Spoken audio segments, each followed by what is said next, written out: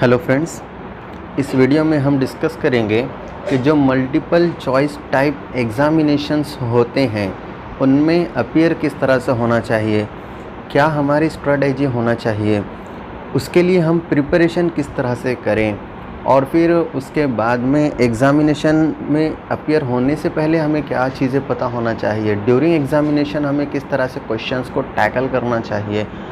तो ये सारी की सारी चीज़ें और एट लास्ट जो कि हम में से मुझे लगता है हर कोई जानना चाहेगा कि कुछ मैं स्पेशल ट्रिक्स आपको बताऊंगा। 7 ट्रिक्स जो कि बहुत ही इम्पॉर्टेंट है और हर एक को पता होना चाहिए, कोई भी कैंडिडेट हो, कोई भी स्टूडेंट हो appearing for any type of examination, MPSC के लिए अपियर हो रहा हो, यूपीएससी के लिए, गेट के लिए, किसी भी तरह की एग्ज़ामिनेशन हो जो कि मल्टीपल चॉइस टाइप क्वेश्चंस के बेस पर से हो रही है, तो उसके लिए इन 7 ट्रिक्स को यूज़ करना और उसके हिसाब से एग्ज़ामिनेशन में एमसीक्यू क्वेश्चन को सॉल्व करना ज़रूरी है। उससे आपका जो एग्ज़ाम में रिज़ल्ट रहेगा, मुझे यकीन है कि उसमें काफ़ी कुछ आपको बदल मिलने वाला है। तो चलते हम शुरू करते हैं। सबसे पहले एग्ज़ामिनेशन से पहले आपको कुछ चीज़ों का जानना बहुत ज़्यादा ज़रूरी है। पहला है कि डेट ऑफ एग्ज़ाम, किस डेट को एग्ज़ाम होने वाली है ये आपको पता होना ही चाहिए। दूसरा, location of exam centre, exam कहाँ पर होने वाली है उसका लोकेशन आपको पता होना चाहिए, क्योंकि वहाँ तक आपको पहुँचना है और फिर लोकेशन पता होने के बाद में आप डिसाइड करोगे कि आपको कौन सा रूट यूज़ करना है, किस तरह से जाना है। इसके लिए सारी की सारी चीज़ें आपको पता होना बहुत ज़रूरी है।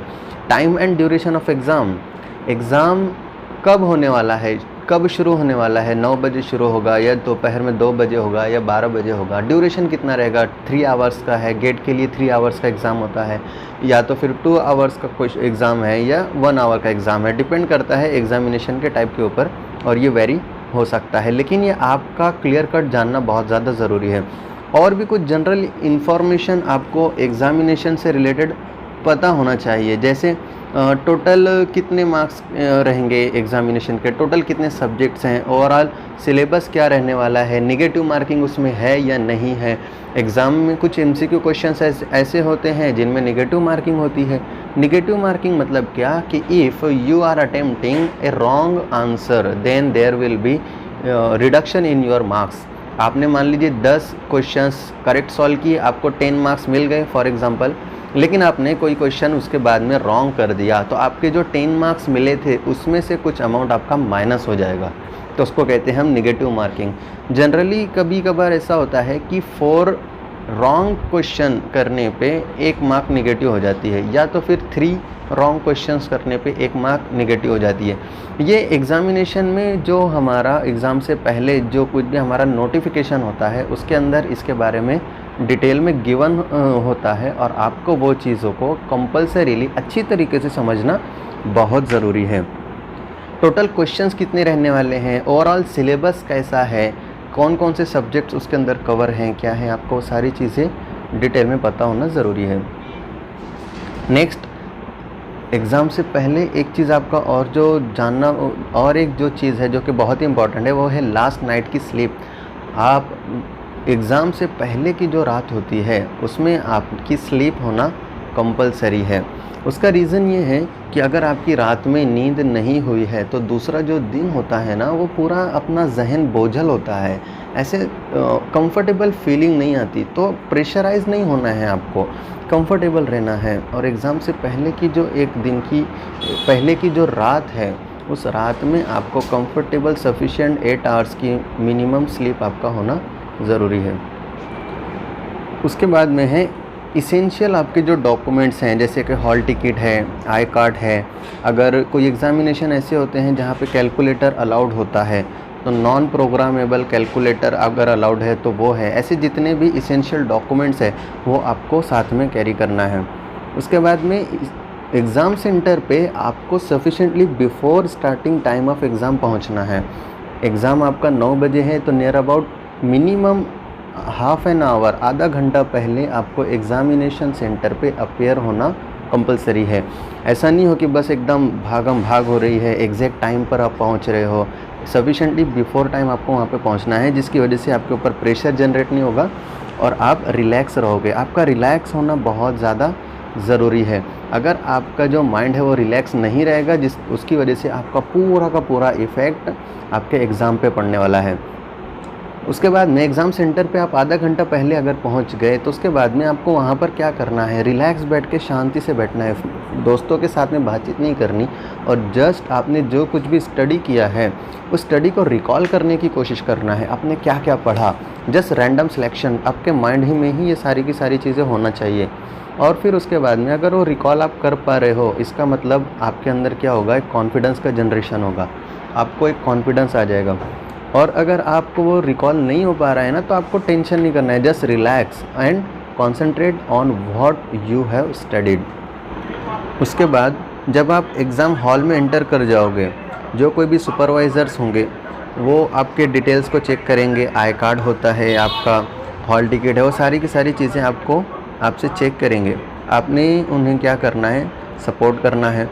और उसके बाद में अगर एमपीएससी वगैरह टाइप का कोई एग्ज़ाम है तो उसमें आपको क्या होता है, एक ओएमआर शीट होती है, उस पर आपकी डिटेल्स फिलअप करनी होती है, सीट नंबर वगैरह आपको डालना होता है, हॉल टिकट का नंबर, जो कुछ भी उसमें डिटेल्स हैं आपको वो वेरी एक्यूरेटली डालना है। बहुत सारी बार प्रेशर में, जल्दी में, वहाँ पर क्या हो जाता है, अगर आपने कोई डिटेल्स रॉन्ग फिलअप कर दी तो उसकी वजह से आपके बहुत ज़्यादा प्रॉब्लम्स बढ़ जाते हैं। आपको एग्ज़ाम में बहुत अच्छे मार्क्स अगर मिल भी रहे हैं, लेकिन अगर आपने यहाँ पर गलती कर दी तो आपको बहुत ज़्यादा आगे प्रॉब्लम्स फेस हो सकते हैं। तो इसीलिए जो एग्ज़ाम में स्टार्टिंग में आपको एक सफिशिएंट टाइम होता है, तो वहाँ पर आपको ये सारी की सारी डिटेल्स करेक्टली फिलअप करनी है। उसके बाद में आपको प्लान करना है कि आप क्वेश्चंस को किस तरह से सॉल्व करोगे। जैसे मान लीजिए अगर आपका एग्ज़ाम 3 आवर्स के लिए है, मीन्स आपको टाइम जो मिलने वाला है वो नियर अबाउट 180 मिनट्स मिलेगा, और टोटल क्वेश्चंस कितने रहेंगे एग्ज़ाम में, 60 क्वेश्चंस रहेंगे मान लीजिए फॉर एग्जांपल, अगर आपको पता है। तो एक जनरल कैलकुलेशन आपके माइंड में रहना चाहिए कि 60 क्वेश्चंस है, टोटल टाइम है 180, मतलब एक क्वेश्चन को नियर अबाउट कितना मिलेगा टाइम, 3 मिनट्स का टाइम मिलेगा। तो मेन बात यह है कि आप हर क्वेश्चन को 3 मिनट का टाइम नहीं दे सकते, क्योंकि एग्ज़ाम में जो टोटल 60 क्वेश्चंस हैं उनमें से कुछ क्वेश्चन ऐसे रहेंगे जो कि बहुत ही सिंपल रहेंगे, वेरी सिंपल रहेंगे, कुछ क्वेश्चंस ऐसे रहेंगे जो कि सिंपल रहेंगे, कुछ क्वेश्चंस डिफ़िकल्ट रहेंगे, और हो सकता है कि कुछ क्वेश्चन ऐसे हों जो कि बहुत ज़्यादा डिफ़िकल्ट हों। तो आप हर क्वेश्चन को अगर 3 मिनट्स दोगे तो ऐसे क्वेश्चन जो कि डिफ़िकल्ट हैं उनको आपको ज़्यादा टाइम की ज़रूरत होगी और आप टोटल क्वेश्चंस को सॉल्व नहीं कर पाओगे। तो इसलिए आपको एक प्रॉपर प्लानिंग की ज़रूरत है कि आप टोटल क्वेश्चंस को with in a stipulated time period में आप उसको सही तरीके से सॉल्व कर लो। तो इसके लिए आपको कुछ ट्रिक्स की ज़रूरत है, और ये ट्रिक्स मैं आपको अभी आगे बताने जा रहा हूँ। आपको बहुत ही ध्यान से सुनना है और उसको फॉलो करने की कोशिश करना है। सबसे पहले आपको क्या करना है कि don't solve all the questions in one go.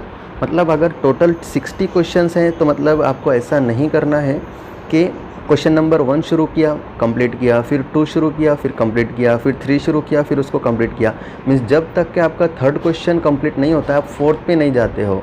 ऐसा इस तरीके से आपको क्वेश्चन को किसी भी हालत में नहीं करना है। आप किस तरह से क्वेश्चंस को सॉल्व करोगे, आप इसको नंबर ऑफ़ साइकिल्स में सॉल्व करोगे। जैसे मैंने आपको अभी क्वेश्चंस की कैटेगराइज कर दी कि कुछ क्वेश्चन ऐसे रहेंगे जो बहुत ही सिंपल होंगे, कुछ सिंपल होंगे, कुछ डिफ़िकल्ट होंगे, और कुछ हो सकता है बहुत ज़्यादा डिफ़िकल्ट हों। तो आप नंबर ऑफ़ साइकिल्स बनाएंगे। पहली साइकिल आप सिंपल क्वेश्चंस के लिए शुरू करोगे। कैसे करोगे, आप क्वेश्चन नंबर 1 से शुरू करोगे, और ऐसे क्वेश्चंस जिनको आप जस्ट पढ़ा, आपने स्टेटमेंट को जस्ट आपने रीड किया, तो स्टेटमेंट को रीड होने के बाद में आपके ध्यान में खुद ब खुद आंसर्स आ गए, आपको ऑप्शंस ABCD देखने की ज़रूरत ही नहीं पड़ी। तो ऐसे क्वेश्चन को हम कहेंगे सिंपल क्वेश्चन, और आपको फर्स्ट साइकिल में ऐसे ही क्वेश्चंस को सॉल्व करना है। क्वेश्चन नंबर 1 से शुरू करना है, और ऐसे क्वेश्चंस जो आप स्टेटमेंट पढ़ के डायरेक्टली कॉन्फिडेंस के साथ में उसके ऑप्शंस को मार्क कर सकते हैं, उसको डायरेक्टली मार्क करते चले जाना है। क्वेश्चन नंबर 1 से शुरू किया, अप टू क्वेश्चन नंबर 60 तक के इस तरह से करना है। जितने क्वेश्चन होंगे 5, 10, 15, 20, जितने क्वेश्चंस इस तरीके से सॉल्व हो जाएंगे, इसको सॉल्व कर लेना है, और बाकी क्वेश्चंस को बस जस्ट रीड किया है आपने। फिर दोबारा सेकंड साइकिल शुरू करना है, वापस से क्वेश्चन नंबर 1 पे आना है, और उसके बाद में इस टाइम पर ऐसे क्वेश्चन जिसको थोड़ा सा आपको टाइम देने की ज़रूरत है, थोड़ा सा आपको सॉल्व करने की ज़रूरत है, थोड़े से सिंपल कैलकुलेशंस की ज़रूरत है, उन क्वेश्चंस को आपने सॉल्व करना है। फिर से क्वेश्चन नंबर 1 से शुरू करना है और लास्ट के क्वेश्चन नंबर 60 तक के इसको सॉल्व करना है। पहले जो सिंपल टाइप के क्वेश्चंस थे उस क्वेश्चंस को आपको एक क्वेश्चन के पीछे आपको नॉट मोर देन 1 मिनट इतना देना चाहिए। मीन्स आपको एक टाइम मैनेजमेंट चलते रहना चाहिए तुम्हारा कि सिंपल क्वेश्चंस के लिए कितना टाइम देना है। फिर जब सेकंड साइकिल में जब आओगे तो उस टाइम पे आप जब क्वेश्चंस को सॉल्व करोगे तो उस टाइम पे आपको थोड़ा सा सफिशेंटली ज़्यादा टाइम लगेगा। अब यहाँ पर आपको हो सकता है 1.5 मिनट से 3 मिनट के बीच में का टाइम लग जाएगा। आप क्वेश्चंस को थोड़ा सॉल्व करना है और आगे बढ़ते चले जाना है। इस टाइम पर भी कुछ क्वेश्चंस ऐसे रहेंगे जो बहुत ज़्यादा टाइम कंज्यूमिंग अगर आपको फील हो रहा है कि ये बहुत डिफ़िकल्ट है तो उनको क्या करना है, फिर से स्किप कर देना है और आगे बढ़ जाना है। फिर अब थर्ड साइकिल आप शुरू करोगे और थर्ड साइकिल में ऐसे क्वेश्चंस जो कि बहुत ज़्यादा डिफ़िकल्ट थे, बहुत ज़्यादा टाइम कंज्यूमिंग वाले थे, उनको आपने सॉल्व कर लेना है। इस तरह से आपने 3 साइकिल के अंदर अपने टोटल क्वेश्चंस को अटेम्प्ट कर लेना है। इससे क्या होगा, एक जस्टिस मिलेगा। ऐसे क्वेश्चन जो कि बहुत ज़्यादा डिफ़िकल्ट है उनको सफिशेंटली उतना टाइम मिलेगा, ऐसे क्वेश्चन जो कि बहुत ही सिंपल है उनको बहुत ही कम टाइम मिलेगा। इस तरीके से आपका होल्ड रहेगा टाइमिंग के ऊपर। नेक्स्ट जो ट्रिक है वो ये है कि डोंट एवर रीड और even look at the options before complete reading and understanding of statement in the question. देखिए, क्वेश्चन रहेगा पहले आपके सामने, एक स्टेटमेंट रहेगा, तो जब तक कि आप स्टेटमेंट को परफेक्टली कंप्लीट रीड नहीं कर लेते, उसको अच्छी तरीके से पूरा अंडरस्टैंड नहीं कर लेते, आपके दिमाग में पूरा का पूरा एक इमेजिनेशन तैयार जब तक कि नहीं हो जाता, आप जो ऑप्शंस होते हैं ABCD उनको बिल्कुल भी नहीं देखोगे, उनको पढ़ोगे भी नहीं। क्योंकि अगर आप स्टेटमेंट को अच्छी तरीके से समझे बिना अगर आप ऑप्शंस को पढ़ोगे तो आप कंफ्यूज हो जाओगे, क्योंकि ऑप्शंस हमारे कन्फ्यूजन वाले होते हैं। आप कंफ्यूज हो जाओगे। अगर आप स्टेटमेंट सही तरीके से समझ जाओगे तो फिर आपका वो कन्फ्यूजन नहीं होगा। Next is give special attention to the words like not, not accurate, sometimes, always, never. जो क्वेश्चन स्टेटमेंट होता है उसमें कभी कभार ऐसे वर्ड्स आते हैं, नॉट है, नॉट एक्यूरेट है। जैसे नॉट एक्यूरेट मान लीजिए सेंटेंस में आता है कि क्वेश्चन है which of the following is not accurate method, तो नॉट एक्यूरेट क्वेश्चन पूछ रहा है। अब हमारे ध्यान में क्या सिर्फ एक्यूरेट रह जाता है, जिसकी वजह से हम जो आंसर मार्क करेंगे वो एक्यूरेट का कर देंगे, लेकिन स्टेटमेंट के हिसाब से हमें नॉट एक्यूरेट का ऑप्शन सेलेक्ट करना था, जिसकी वजह से रॉन्ग हो जाएगा। तो आपको, जैसे मैंने पहले आपको सेकंड नंबर पे बताया कि स्टेटमेंट को कंप्लीट रीडिंग और कंप्लीट अंडरस्टैंडिंग करना बहुत ज़्यादा ज़रूरी है। और अगर आपको ऐसे वर्ड्स मिलते हैं स्टेटमेंट में, ऑलवेज है, नेवर है, नॉट एक्यूरेट है, समटाइम्स है, तो इसको स्पेशल अटेंशन दे के स्टेटमेंट को दोबारा से पढ़ लेना है और अच्छे से उसको समझना है। अगर आपको ऑप्शन में ऑल ऑफ दी अबव ऐसा कुछ मिलता है या नन ऑफ दिस ऐसा कुछ मिलता है या ट्रू एंड फॉल्स टाइप वाला क्वेश्चन है, तो एक्चुअल में ये इतना सिंपल नहीं होता, थोड़ा सा डिफ़िकल्ट हो जाता है। तो इस केस में मेरा सजेशन ये रहेगा कि आपने स्टेटमेंट को दोबारा पढ़ना है, रीअपियर उस क्वेश्चन को आपको करना है और फिर कॉन्फिडेंस के साथ में आपने ऑप्शन को मार्क कर लेना है। एक बहुत ही इम्पॉर्टेंट टेक्निक होती है, वो होती है elimination technique, most important and powerful technique. ये हम कब यूज़ करेंगे कि अगर आपका कॉन्फिडेंस नहीं है कि ऑप्शन ए है या ऑप्शन बी है या ऑप्शन सी है या ऑप्शन डी है, चारों ऑप्शन में से कौन सा है।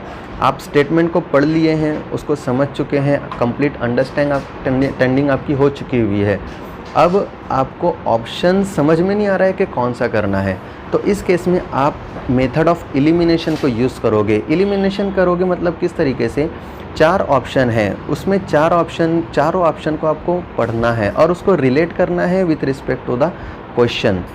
तो कभी कभार क्या होता है कि हमको गलत चीज़ ढूंढ के निकालना पड़ेगी उसमें से, 4 ऑप्शन में से ऐसा ऑप्शन जो कि गलत है। मान लो आपने ऑप्शन पढ़ा बी और वो आपको लगता है कि इसका जो रेफरेंस हमारा क्वेश्चन है उसके साथ में कोई रेफरेंस बनता ही नहीं है, मीन्स बी ऑप्शन क्या हो गया, वहाँ से पूरा का पूरा एलिमिनेट हो गया, ख़त्म हो गया। ऐसे ही आपने क्या करना है, दूसरा ऑप्शन पढ़ना है, उसको भी रिलेट करके देखना है। अगर आपको लगता है इसका कोई रिलेशन ही नहीं है, ये तो कोई और दूसरी टर्म की बात कर रहा है, दूसरी चीज़ की बात कर रहा है, तो ये भी क्या हो जाएगा, एलिमिनेट हो जाएगा। इस तरीके से अगर आप मान लो 3 ऑप्शंस एलिमिनेट कर पा रहे हो तो एक ऑप्शन जो बच जाएगा वो भले ही आपको पता हो कि ये आंसर इसका है या नहीं है, लेकिन आपको 3 ये कंफर्म पता है कि ये इसके आंसर नहीं हो सकते, तो चौथा आंसर तो ऑब्वियसली आपका परफेक्ट और करेक्ट आंसर बन जाएगा। और मान लीजिए अगर ऐसा होता है कि आप 3 एलिमिनेट नहीं कर पा रहे हो, 2 ऑप्शंस आप एलिमिनेट कर पा रहे हो, तो जो 2 ऑप्शन आपके बचेंगे उनको आपने फिर से सेम टेक्निक यूज़ करना है कि क्वेश्चन को दोबारा पढ़ना है और उन दोनों ऑप्शंस को फिर से रिलेट करके कोशिश कर लेना है। फिर भी अगर आपका नहीं हो पा रहा है तो उसमें आपको क्या करना है कि दोनों में से ज़्यादा कौन सा रिलेटेड लग रहा है क्वेश्चन से, तो उसको वो वाले ऑप्शंस को आपने टिक मार्क करना है। नेक्स्ट जो ट्रिक है वो ये है कि बहुत सारी मर्तबा ऑप्शंस में यूनिट्स गिवन होती हैं। जैसे प्लास्टरिंग है तो प्लास्टरिंग का यूनिट क्या होता है, मीटर स्क्वायर। कंक्रीट है, कंक्रीट का यूनिट क्या होता है, metre cube. Mode of measurements, तो यूनिट्स के साथ में भी बहुत सारी बार में हमें लिंक करना बहुत ज़्यादा आसान हो जाता है। जैसे अगर स्टेटमेंट में प्लास्टरिंग की क्वांटिटी पूछा है, कैलकुलेशन वाला पार्ट है और ऑप्शन में पहला आंसर है 100 मीटर क्यूब, दूसरा है 100 मीटर स्क्वायर, दूसरा है 120 मीटर स्क्वायर, तीसरा कुछ और है, यूनिट उसका रनिंग मीटर है, चौथा कुछ और है, यूनिट उसका कुछ और है। तो यूनिट पे से विदाउट कैलकुलेशन आप डायरेक्टली आंसर को मार्क कर लोगे, क्योंकि प्लास्टरिंग का जो कुछ भी आंसर रहेगा उसका यूनिट ऑब्वियसली मीटर स्क्वायर में रहेगा और मीटर स्क्वायर वाला एक ही ऑप्शन अवेलेबल है, तो वो डायरेक्ट आपका आंसर हो जाएगा। विदाउट सॉल्विंग दैट क्वेश्चन आप उसका परफेक्ट आंसर कर लोगे। तो यूनिट पे भी आपको ध्यान रखना है। बहुत सारी बार मैच होता है, एक कॉलम को दूसरे कॉलम से मैच करना होता है, तो यूनिट्स भी उसमें बहुत ज़्यादा काम आते हैं। उसके बाद में है रिवीजन साइकिल। इस तरीके से आप क्या करोगे कि टोटल क्वेश्चंस को सॉल्व कर लोगे और टोटल क्वेश्चंस सॉल्व हो जाने के बाद में आपने क्या करना है कि एक रिवीजन कर लेना है। वापस से आप क्वेश्चन नंबर 1 पे आओगे और क्वेश्चन नंबर 1 को पढ़ोगे। वेरी फास्ट करना रहेगा लेकिन ये रिवीजन साइकिल, इसको आप not more than 5 to 10 minutes का टाइम दे सकते हो। क्वेश्चन 1 को स्पीड में पढ़ना है, उसका आंसर क्या है, बी। आपने क्रॉस वेरीफाई करना है कि आपने उसको बी ही मार्क किया या गलती से सी तो मार्क नहीं कर दिया। बहुत सारी बार क्या होता है एग्ज़ाम में कि हम क्वेश्चन पढ़ते हैं और उसका आंसर हमें लगता है बी, लेकिन मार्क करते टाइम पे गलती से हमसे खुद से हो जाता है सी। तो ऐसा तो नहीं हो गया हमारे किसी क्वेश्चन के लिए, इसीलिए आपको ये रिवीजन साइकिल करना है और दोबारा से सारे 1 to 60 या जितने भी टोटल क्वेश्चंस हैं उनको आपने वेरीफाई कर लेना है कि क्वेश्चन के हिसाब से मेरा जो आंसर है मैंने उसी को मार्क किया है या नहीं किया है।